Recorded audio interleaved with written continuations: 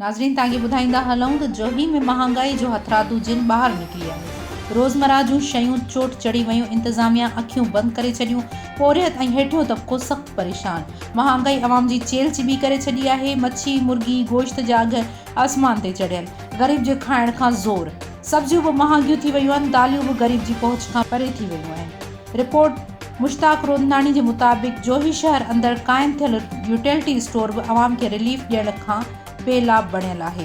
Utility store ते ईंदड़ सामान मनपसंद ऐं मुनाफ़ेखोर वापारियुनि खे विकिरो करण जो इंकशाफ। जोही सरकार पारां ऐलानियल 42 रुपया किलो अटो बि जोही वासियुनि खे न मिली सघियो।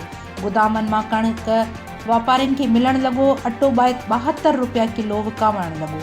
घी 250 रुपया किलो, खंडु 110 रुपया, गुड़ 120 रुपया किलो, ॿाकरो गोश्त 1000 रुपया किलो, वॾो गोश्त 550 रुपया, मुर्गी 350 रुपया किलो, मच्छी 350 रुपया किलो, दालियूं 300 रुपया खां 360 रुपये ताईं, गोह 120 रुपया किलो। लोकल सब्जियूं बि महांगियूं थी वियूं।